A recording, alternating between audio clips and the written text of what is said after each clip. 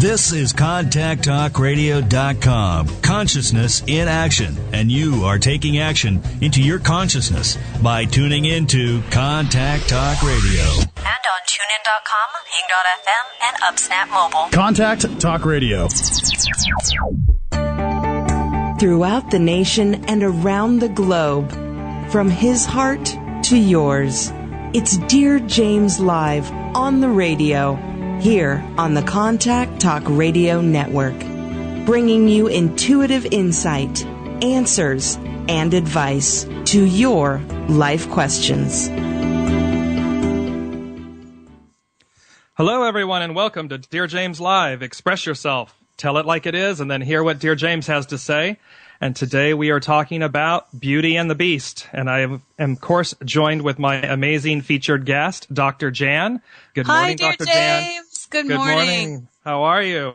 Oh, I'm so excited that we're doing this show today. It's a big one. It is an incredibly big topic. And, yes, you know, people may have been a little bit confused by the title, Beauty and the Beast. And yet, what a perfect title. And what a perfect title, because the issue that we're going to be discussing today is the polarities, if you will, that we are all born with, that we come into life with all of these perceived goods and less than goods. And in reality, you know, i.e. beauty and the beast. And here are these polarities that operate within us and how we deal with them in life and how we move through them. And so you and I have been discussing this topic, and I want to kind of jump in really quickly with some statistics first, and then we're going to go into a lot more of the show. Is that good? That is so good. Awesome. Okay, so here we go. Here's something to know. 11 facts about, and this is just about body image. This is about things, because this is such a huge, huge issue in our culture. This whole thing of how we see ourselves and how others see us, and the disparity in that. And then what happens as those disparities play out? How do we handle them and everything? So I just want to start with some facts. These are coming from the DoSomething.org campaign, and it's 11 facts about body image. And it says body image is the way that someone perceives their body and assumes that others perceive them. This image is often affected by family, friends, social pressure, and the media. And of course, when we're talking about media, we're talking about everything that we see in television and print ads and, you know, runway shows and clothing and all of this stuff. It's, you know, body image, body conscious. What do we look like? People who are unhappy with their bodies and don't seek healthy nutrition information may develop eating disorders. Eating disorders, of course, are unhealthy relationships with food that may include fasting, constant dieting, binging, and purging. And we've talked about that. Dr. Jan, you and I have talked about that on previous shows, and how that really affects our psyche and our being, our soul. Number 3 is body image is closely linked to self-esteem. Low self-esteem in adolescence can lead to eating disorders, early sexual activity, substance use, and suicidal thoughts. You can post encouraging notes in your school bathrooms to brighten your classmates' day. Now, this was a suggestion that they used, and we're going to tie into that later with these magic mirrors and beautiful, you know, a couple of the other elements of pound like a girl and pound I'm enough. So we're going to get into that later in the show. Approximately 91% of women are unhappy with their bodies and resort to dieting to achieve their ideal body shape. Unfortunately, only 5% of women naturally possess the body type often portrayed by Americans in the media. Now, I know that one, I want to stop there for a second and talk with you, Dr. Jan, because some of these, or a lot of these statistics, are going to focus on women. I'm so glad. You were reading my mind, James, but see, we're right. Well, because, right. See, dear James. Well, You're because, good. You know, the elements are that we, from a society standpoint, don't believe that men, quote unquote, have these issues. Right. And yet that's not true. I mean, it's universal. There is no... Exactly. There are no boundaries. One gender. This doesn't belong to one gender. That's right. Doesn't belong to one gender, to one race, to one demographic. You know, this is universal. It's soul. And it's of the soul. And so while these statistics are talking about women, understand, gentlemen, this applies to us as well. You know, these are issues of how do we see ourselves and what are the issues that we're struggling with? What's the beauty and the beast within us? 58% of college-aged girls feel pressured to be a certain weight. Can you imagine 58% of college-aged girls, and the dynamic or the pressure. The pressure. To fit a particular mold. Yes. And James, I think we also have to understand this is a sickness uniquely of our time. I was in college, 35 years ago. We did not have the media pressure, the media outlets. There was no social media. There were different kinds of pressures. And that's not to say that we didn't also struggle with image of ourselves as being good enough. However, the extremes of pressure that are on young men and young women today are extraordinary. And that's very true because it's all real time now. It's 24/7. It's with social media and the growth of course, television as it came to be, and you could see imagery immediately. And then, of course, to the internet where it's 24/7. You're seeing imagery bombard you. And so it's this whole speeding up, if you will, or expansion of issues that perhaps were dealt, as you were saying, perhaps were dealt more, how do you say it? More in a nucleus, yes. Within a smaller frame, if you will. Exactly. And this ties into what we were just talking about. Studies show that the more reality television, and of course reality television is within the last 10 years? And yes, and let's keep in mind that it's such a misnomer. There is no such thing as quote unquote reality television because all these images are so manipulated, transformed, they're scripted, edited, right? Scripted, etc. And people, unfortunately, psychologically, we know this is true. We can't distinguish what is real from what is not real when it's projected on a screen. Exactly. And you see, even though it's quote unquote reality television, producers have a responsibility, if you will. I don't want to use the word responsibility. Their efforts are focused on dramatics and ratings and, so they can shape and mold a situation to look a certain way, even though if you were to look at the entire footage, it may not have been as dramatic or played out and so forth. But basically, this particular item is studies show that the more reality television a girl watches, the more likely she is to find appearance important. More than a third of the people who admit to normal dieting will merge into pathological dieting. Roughly, would you please say that statistic again, James, because that is so important. It's huge. More than 1/3 of the people who admit to normal dieting will merge into pathological dieting. Yeah. Roughly 1/4 of those will suffer from a partial or full-on eating disorder. So here again, what happens, it's a slippery slope because there's a disconnect. And this is the whole meat of the show today that Dr. Jan and I are going to discuss, is this separation of not understanding your soul, yourself, your truest identity. And this conflict between the personality, that is you, and the purity, which is your soul. Because everything from your soul is based in love. You are not a mistake. And when we start to look at this, the recognition of that, and how we then come to move into working with it, how do we come to overcome these issues of identity, of personality, the beast.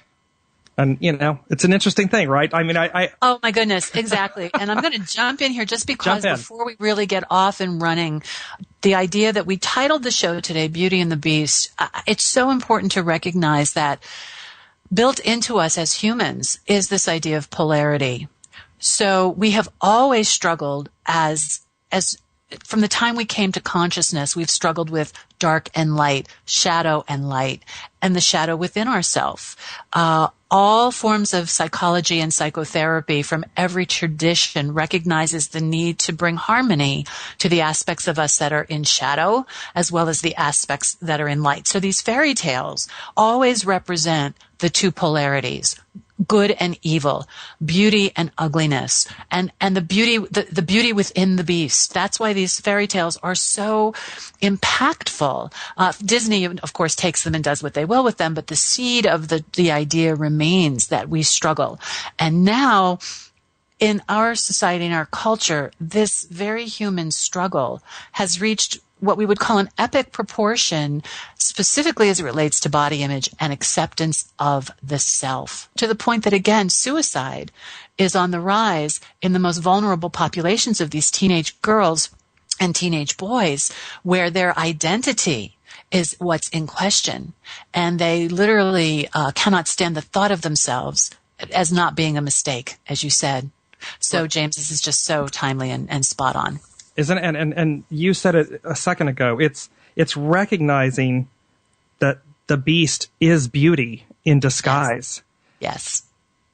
And we're going to get into that in the beauty of the actual, Beauty and the Beast. Of course, the actual song, the actual play, the actual movie.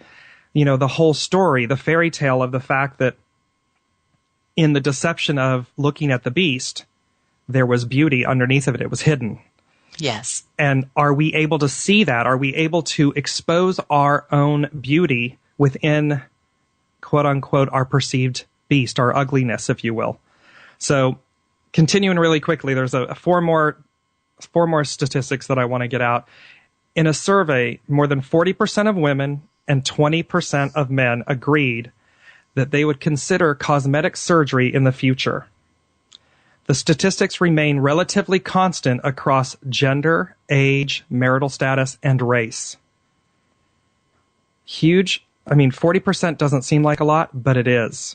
When you think about it in terms of altering your physical appearance in order to achieve a perceived beauty. Exactly. And also what's so interesting in those statistics, or perhaps not in those statistics, what we hear so much more about today is transgendering, people who are changing their genders. Now, for many people who are transgendered, it does come from not only a biological sureness and a psychological certainty that their body was not the gender they were designed to be, but there is a subset of the transgendered who are looking to find the beauty literally in the other gender. They can't find it within their given gender or their born into gender. So this is sort of a sub-theme in that population as well. Indeed, and that is it is tremendously, of course, on the news and so forth with the entire transgendered issue, and the acceptance of it and the understanding, more than the acceptance, the understanding of it. Because when you understand that you literally from the inside, your soul feels as though it's been born into the wrong body. Yes. And yet what you realize is that quote unquote the wrong body, or was the exercise to experience that transition, to become whole? Because you are, of course, your soul arrives in a body, let's say in a male body, but yet you identify as female, or vice versa. Exactly. This whole understanding that, in essence, you're looking at your body, your physical composition, as a beast. Exactly. Because from the inside, you're not beautiful. You're mismatched. So there's this, there in and of itself is an issue where when you come into the understanding that this wasn't a mistake, that the soul is wanting you to experience something and to find the beauty within the beast. That's the acceptance, the transcendence, the transformation. So let's go to the last three here. Students, especially women, who consume more mainstream media, place a greater importance on sexiness and overall appearance than those who do not consume as much. That's very interesting. Again, we're being impacted, if you will, or influenced is a better word. Yes. By what we're seeing, by what we're absorbing, by who we are with. So we all of these things play a role. 95% of people with eating disorders are between the ages of 12 and 25. 12 years old. Yeah. And you say 95%. So any statistical research has plus or minus 5 degrees of certainty. So if you add, that's virtually 100%. Yeah, but I mean, to realize that at 12 years old, you're suffering. That's right. With an issue of self-acceptance in the form of an eating disorder. That's staggering. And it says that we can do better. It says that we all can do better. And that's hopefully what we're going to convey in today's show. And the last statistic is only 10% of people suffering from an eating disorder will seek professional help. Exactly. That's staggering. Yes. So, as we move from the point of the show and the point of Beauty and the Beast, the entire expression of it is for us to have these discussions. And by the way, just Dr. Jan and I are taking your calls live.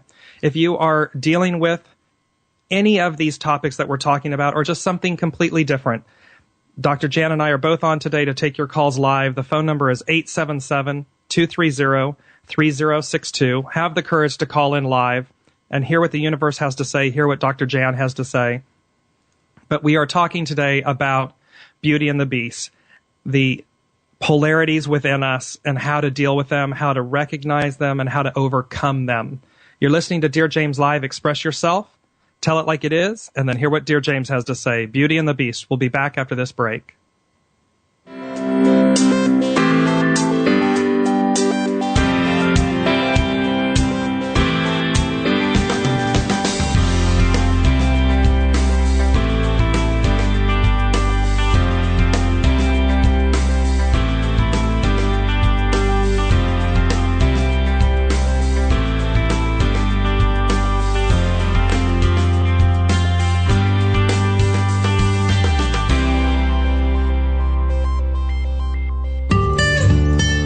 The desire to be more consciously enlightened is innate. Do you feel there's more to life? If so, find the resource that's right for you by going to dearjames.com/resources. You are the reality you create. Make it a great one. When you ask a question, the universe hears you, and in a multitude of ways, they seek to communicate with you to provide the intuitive insight, answers, and advice you seek. From serious to silly, monumental to mundane, there's nothing the universe can't cover. Maybe the insight you receive is exactly the affirmation you were looking for. Then again, it may just give you a whole new perspective on things. And that's the beauty of the universe. Submit your question to Dear James at dearjames.com and click Ask. The gift of giving is immeasurable. Give of your time, talent, resources, and money. Give not only because you can, but because by doing so, it is already coming back to you. As a people, we are only as strong as the least among us. Together, we harness the power of the collective whole and see through our deeds the power of miracles, both large and small. Find the charity that's right for you by visiting www.dearjames.com and click on Charitable Giving. One person or kind act really does make the difference.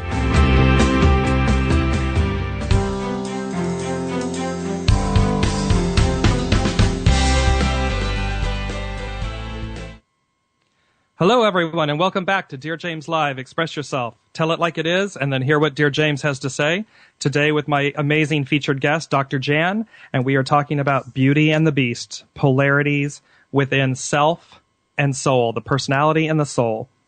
So, Dr. Jan, we were just talking during the break quickly that the discussion that you were saying that that these eating disorders and these ailments and everything can actually start earlier than the age of 12.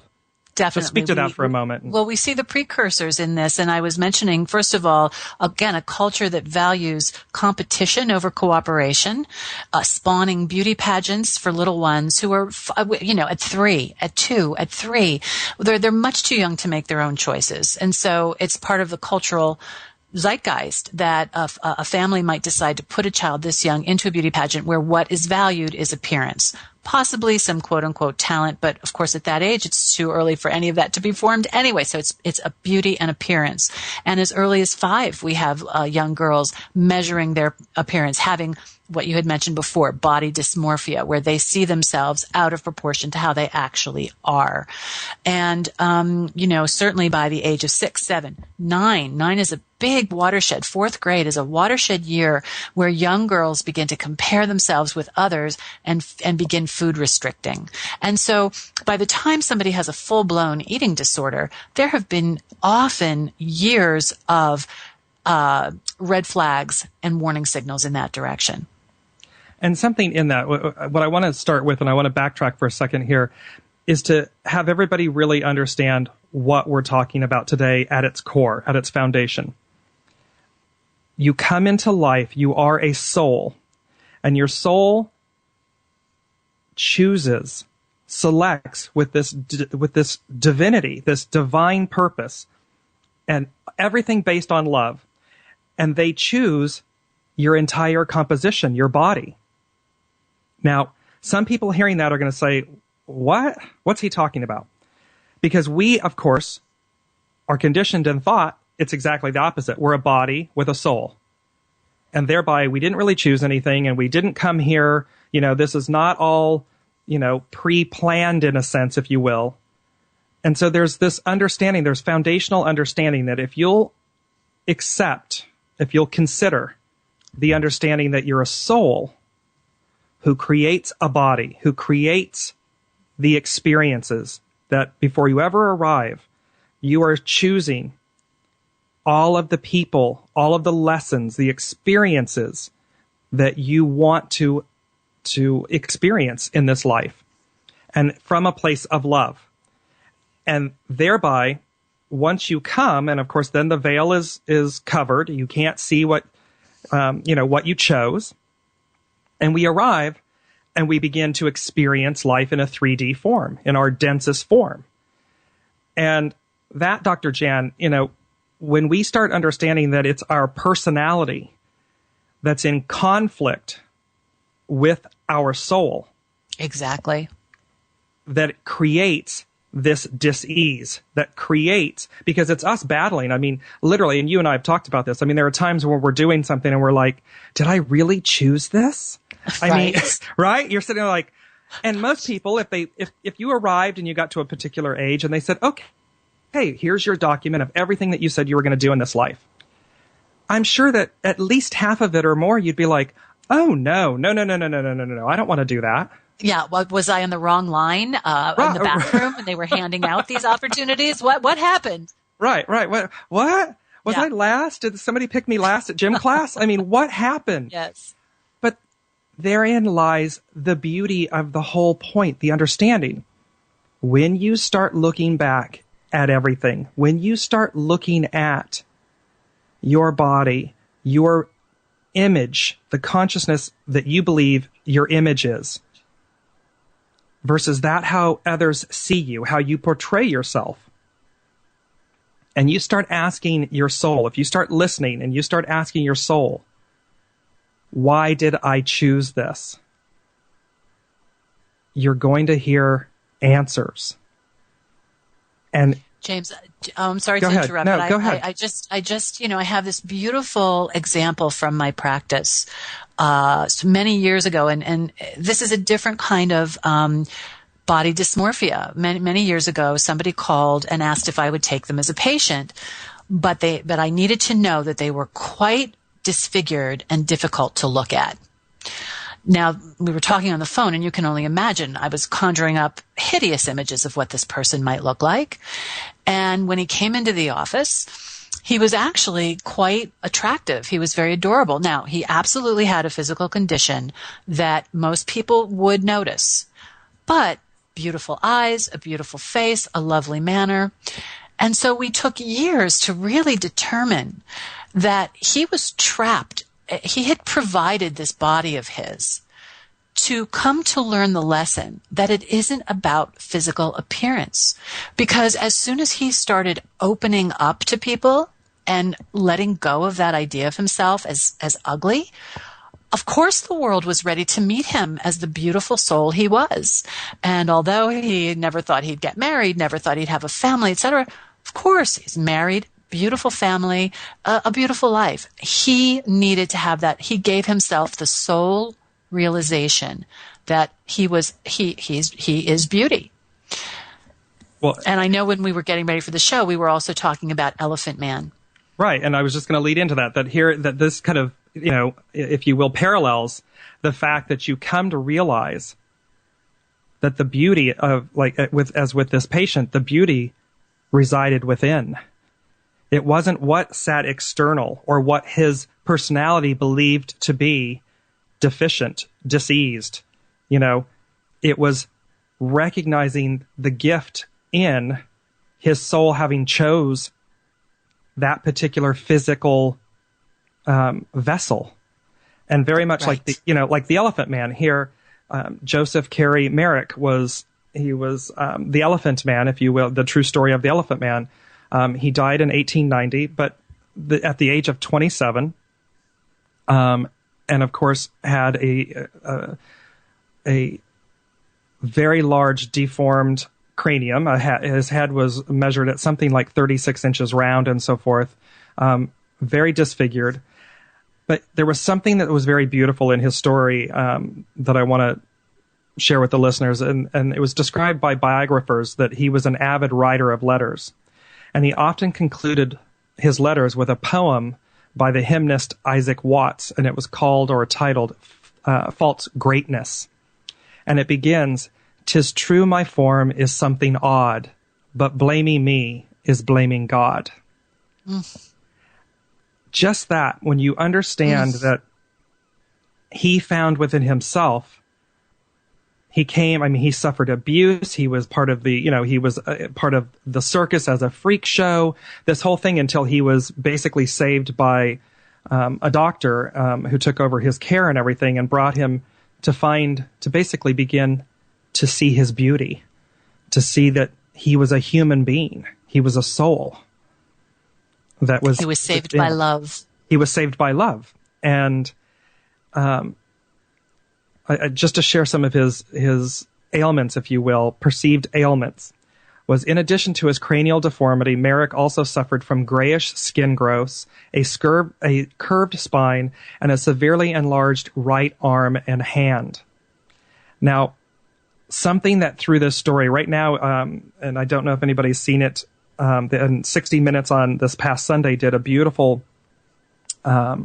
segment on Bradley Cooper, who is the actor Bradley Cooper, who is on Broadway right now playing the Elephant Man. And the incredibly beautiful piece about that, Dr. Jan, is that he wears no prosthetics. He does every ounce of this play from beginning to end in his natural physical form as Bradley Cooper. However, he stands in the beginning of the show with the doctor describing the ailments that I just read to you. And as he describes each one, Bradley Cooper enacts those ailments. He begins to disform himself until he's done with he's hunched over, his body is twisted, his right arm and so forth and hand are curved and, very disfigured. His face and jaw very disfigured. And all of a sudden the doctor walks over and places a walking stick in his other hand. And he says, "And this was the Elephant Man." And at that point, Bradley Cooper lets out this wail, this guttural sound. And he becomes the Elephant Man. And he says in the interview, if I can't become him at that moment, the entire play doesn't work, because he does not have any prosthetics. And that goes, it's incredible. And if you haven't seen it, please go and if you haven't seen the play or if you haven't seen this segment, to witness just that segment speaks to the fact that his soul, Bradley Cooper's soul as an actor, takes on the lessons, the essence, and transforms himself in front of the audience to standing ovations every night. And there's something. And James, yes. Yeah, I'm sorry to interrupt again, but as you're talking, I'm thinking of Michael Jackson, who had a strong interest in the Elephant Man. As you may remember, there was even a very controversial media thing where I think he got the Elephant Man's remains or something like that. And we saw Michael Jackson morph throughout the course of his life, as I believe an inability to see his true beauty, trying to make that match what he perhaps felt inside. And he made a song, I'm Looking in the Man in the Mirror. So I know you want to talk about mirrors today and what mirror do we choose to see ourselves in?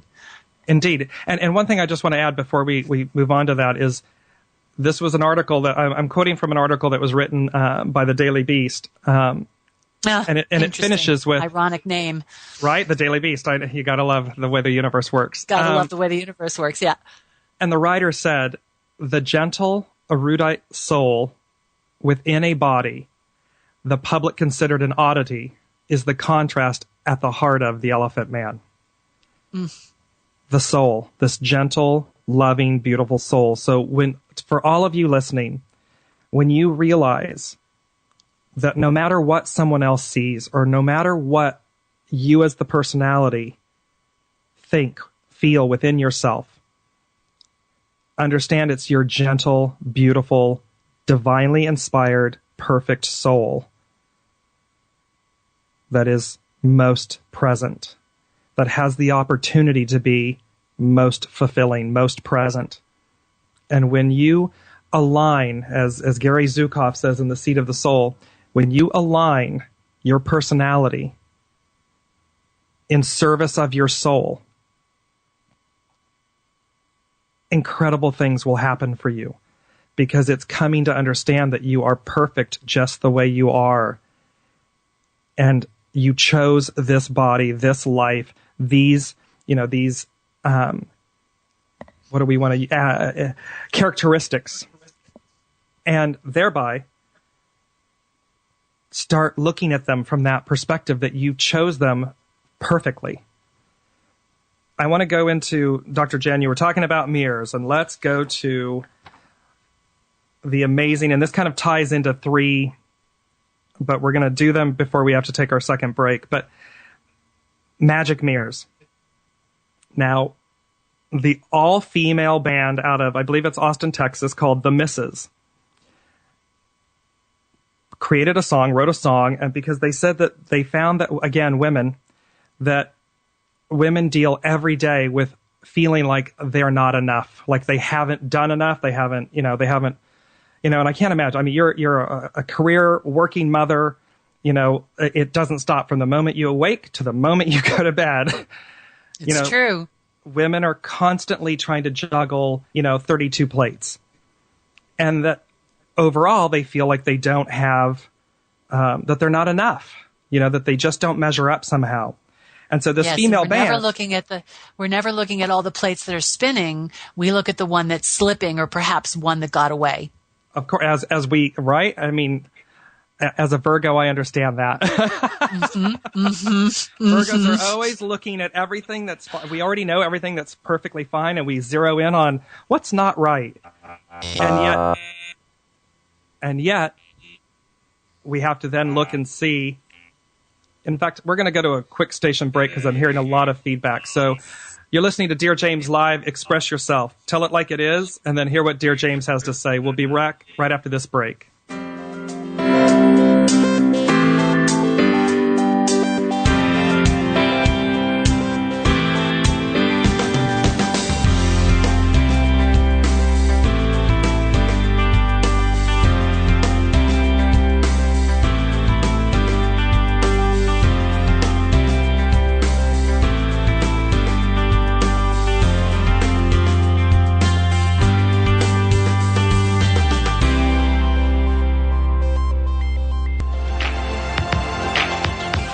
Available for private, individual, group, and corporate consultations, Dearjames will provide you with the intuitive insight, answers, and advice to your life questions.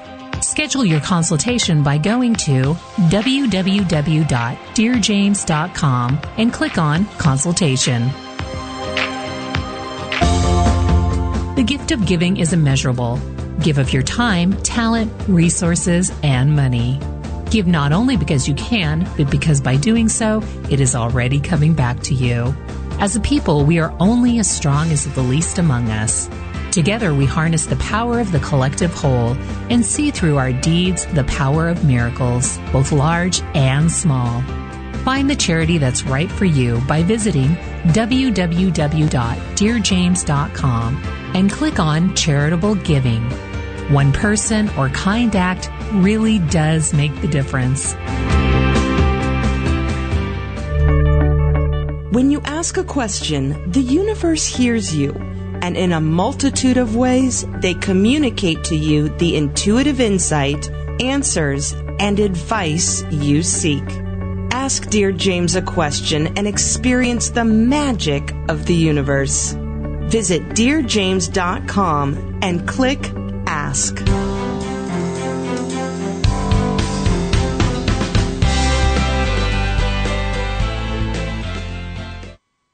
Hello, everyone, and welcome back to Dear James Live. Express yourself. Tell it like it is, and then hear what Dear James has to say.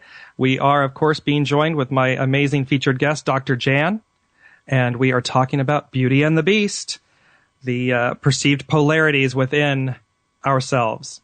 So, Dr. Jan, we have our first caller, Julie from Mass. Hello, Julie from Mass. Hello, Dr. Jan. Hi, James. I have a question on this new moon. How can we let the soul shine in the mirror of our eyes and not, what's a good step we could take today? Go ahead, Dr. Jan. I want you to jump in first, and then I'm going to tag in behind you. What a fabulous question. You brought up the new moon. This is a really important new moon because of where it sits, right on the borderline between Pisces and Aquarius. And Venus is involved, and the idea of beauty, and a new moon is an obscure moon. It's a dark moon. In fact, this one's called the black moon because we can't see it. It gets in between the earth and the sun, and at the moment, there's nothing to reflect the light. So we have the imagination that it's not there. And yet what it really represents is where all potential lies. That's what's in the dark. That's the beauty of shadow. So one of the things we can do in the new moon, again, I wanted to mention the new moon is at 6:09 Eastern Standard Time. So for your Pacific audience, James, that's 3:09 this afternoon, 6:09 tonight. That's when it's going to kind of be, the opportunity is going to be so ripe for setting intention. New moon is the time to set our intention. And simply by asking, inviting in, saying, I set the intention that I find my own beauty reflected in the eyes of the other, whether the other is someone you look at in your life or your own reflection in the mirror. I believe that's a very strong intention that we can set. And something, Dr. First and foremost, beautifully said, beautifully articulated. That's why I love you so much. And you used a word elusive. And Julie, what I would say to everyone that's listening, as Dr. Jan has said, it's the new moon. It's new opportunity. Each new moon is a new opportunity. And of course, our intentions drive everything. And I would find that the interesting thing and the tie-in for me with this is that we find our beauty. What we're talking about is the fact that is the elusiveness of our beauty, of our own innate divine beauty. And here in the black of this moon, the dark of the moon, where you can't see it, but you know that it exists. And it's coming to the understanding that it exists and that it's with you, that your beauty, your essence, your divinity is so pure and it's consistent. It does not ebb and flow. It's the personality that ebbs and flows. But the soul is constant. It cannot be anything but pure love, pure beauty. And thereby, when you start to understand in this new moon, to make the intention, to set the intention of that understanding, and that you will come to recognize every day you will find something to appreciate in your beauty, in your body, in what you do for your family, for your children, that for all of us, in what you do with your job, your career, to make this commitment to yourself that you are perfect and whole just the way you were created. Because you played a hand in that creation. You chose it on a soul level. We all chose this life, these experiences, this, these bodies, this sex, this religion, this demographic, whatever it might be. We chose them so as to expand as a soul, so as to evolve, so as to transcend its ascension. And when we really understand that that's what it is at play here, and that this new moon, being elusive, and yet it carries it's a huge one. It's a very special one, as I understand from my readings. I am not astrology, a master of astrology by any stretch of the imagination, as Dr. Jan has practiced and so forth as well. But there's a great, I'm correct, Dr. Jan, that this one has special impact. Yes, it has a very special impact. And the seeds we plant in this new moon are going to carry over not only through the entire month, but through the rest of the entire year. It's part of a sequence of new moons leading up to an eclipse event and all kinds of things. So yes, it's a very potent, powerful and transformation, exactly. Yes, so exactly. They're powerful and they're transformative. So, Julie, that is what our suggestion is it's about your intentions, and set them and realize at your core that your beauty is not elusive. No one's beauty is elusive. It's constant. You were born with it. Wonderful. Thank you so much. Thank you so Julie. much for having the courage to call in. And dear James, do I have a minute to talk about the polar opposite of what we're discussing, which is narcissism? Absolutely, because we want to do this, and we do have a second caller, but let's go to what you're talking about. Just very quickly, Absolutely. Because I can hear the audience thinking, but what about this culture of narcissism? What about people who gaze at themselves in the mirror, in their reflection? All they can see is themselves. Aren't we a culture of narcissists? And I want to say that is again the projected shadow, the part of emptiness that can't deal with the soul's beauty. So if you are asking yourself the question, as so many people do, can I gaze at myself lovingly? Won't that make me a narcissist? I can tell you the difference between narcissism and the acceptance of your soul as beautiful is that the narcissistic experience is extremely empty. We keep looking in the mirror to try and fill our cup, fill ourselves. Think of this Snow White stepmother. Yep. That's the emptiness of narcissism. But when we truly see our soul's reflection, we are filled. Our cup is full, and that's the difference. So there you go. Yeah, and I was just going to, because, when you think about that too, I was going to say, because again, when you look at narcissism, that is a diseased situation from the personality, with the personality and the soul. That's right. So again, it's not the soul that is narcissistic. Exactly. It's the personality creating this reality for itself. Yes. Because it can't deal with the insecurities of what the soul is trying to teach it. Yes. It's challenging the soul, if you will, or trying to defy the soul. And for anybody listening, you can't defy the soul.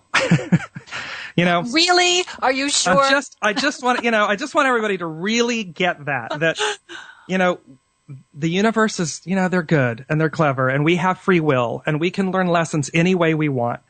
But we did sign up for what we signed up for. Yeah. And, they whisper, they nudge, they give the blinking yellow lights, they kind of give you a shout, and then they whack you with a 2x4. And it just, and it happens. And that's the natural progression of the fact that the soul is, the soul is master, so to speak. So, let's take our second caller, Susan from Massachusetts. Hello, Susan. Hi, James. Good morning. How are you? Good. I'm good. Hi, Susan. Hi. So what's happening, Susan? When you were talking about feeling like women feel like they don't have enough or don't offer enough, yes. I'm I'm in a post-divorce situation where I feel like I need to, I shouldn't have to, but I feel like I need to provide for my children, and it's really hard to figure out how I'm going to do that, and that I also feel like I need to be there for them, and it's hard to do. I feel like I just can't do it all. Well, and that's, I mean, you just said it. I want to start there, is that we don't always have to do it all.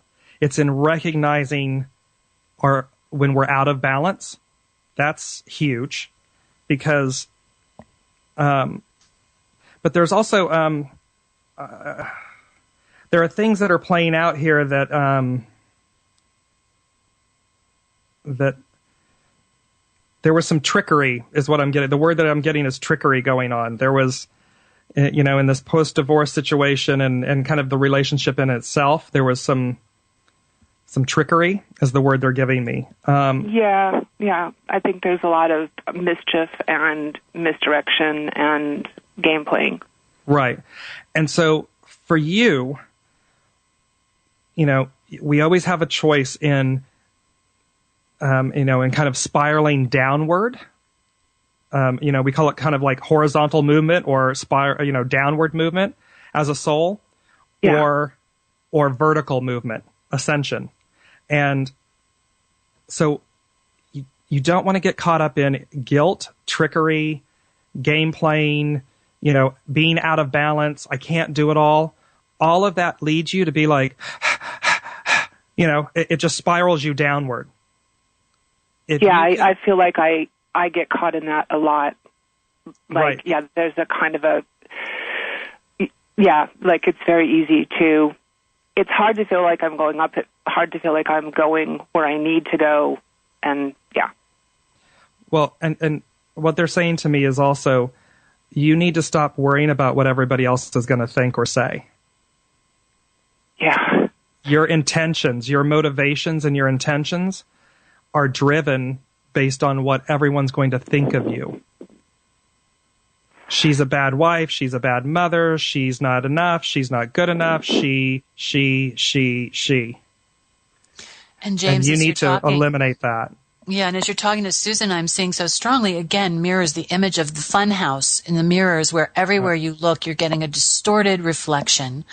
And so such a big part of the soul's healing, especially when there's been trickery and deceit, is finding a reflection, be that a person in your life who is a trusted colleague, or perhaps a support person, a mentor, a therapist, whatever, who will reflect honestly and accurately the beauty of who you are and what you've come here to accomplish. And these beautiful children of yours, and how much they love you and you love them, and that your care for them is enough. It's not going to be the material things, although I know you're literally talking about keeping food on the table or a roof over their heads. But that's where really a trusted mirror is so significant and important. Yeah, it's really, Susan, realizing, and this harks back to these mirrors that we were talking about in the all-female band, the Misses, where the song is, I'm enough. Exactly. And when you start seeing your soul and you stop worrying about what everybody else is thinking and saying, and let them have their thoughts and their beliefs. They're theirs. They have nothing to do with you. The only thought and belief that you need to hold is, every day I wake up perfect and evolving. And if I can choose to stand in my beauty, in my grace, and be a good person and be a good mother and be what I can be in that moment of each moment, that's all that matters. Yeah, that sounds wonderful. You see what I'm saying? Because, easier said than done, I understand that. But if you're looking to set an intention, this new moon, and to set an intention, set the one that says, I'm enough. And I would have you, we're going to have a private consultation, but I want you to go, if you have access to a computer and the internet, look up the I'm Enough. You go to YouTube and look up the I'm Enough campaign by the Misses and see that. And then we'll talk, in our private session. Okay. Okay? Thank you All so right. much for having the courage to call in live today. Thank you. Thank you both. Thank you. Thank you, Susan. You know, before we run out of time, we're down to the last 4 minutes, and I know, it goes by too fast, and what This is to be continued. I was just going to say, we're going to need to do a Beauty and the Beast Part 2, because it's too big of a topic to, and there's too many other great things of information that I want to, impart with you. Yes. So a parting thought on Part 1 of Beauty and the Beast, Dr. Jan. We got 3 minutes. Go ahead, and a parting thought. Oh my gosh, just that my heart is so full because to think about the individual beauty of all of our souls and the collective soul, to remember that we are a unity. We all reflect each other. We are aspects of each other. There is no beauty and beast, as you were saying, because we're unity. And so all the beauty we see in the world is us. It is us. And the interesting piece about that is to remember, every time you elevate your soul, every time you shine, you let your light shine, it adds to the collective whole. That's right. So we are energy, we are light. And when you start seeing that our radiance, your radiance, amplifies outward, and it amplifies to the people closest to you first, and that goes for positive energy, positive light, or negative light, negative energy. And so to realize that how that affects everyone. And so when you start listening and you're looking at the polarities within you, start to see them as not polarities, but as one singular gift given at the time of your creation for you to experience life in a way that you could come to be whole and complete. That's what we're talking about. And the more that you become whole and complete and unified and beauty and shining your light that is with you every step of every day, if you attract that and you focus on that and you focus your intentions on that light, that wholeness, it's a ripple effect that goes out to all of humanity. And that's the gift and the beauty in Beauty and the Beast. Dr. Jan, I adore you. I love these. They go by way too fast. They go by too fast. Back at you, Dearjames. So we are going to be coming back to you again in the very near future with Beauty and the Beast Part 2, because there's an entire amount of information and just amazing things of goodness that we would love to share with all of you. And that's really the point of doing these shows, is to share that goodness with you and to share Dr. Jan. By the way, for everybody listening, it's drjanseward.com. And if you'd like more information, you may also go to dearjames.com. And if you are thinking about an intuitive consultation, please also go to dearjames.com and click on consultation. You've been listening to Dear James Live. Express yourself, tell it like it is, and then hear what Dear James has to say.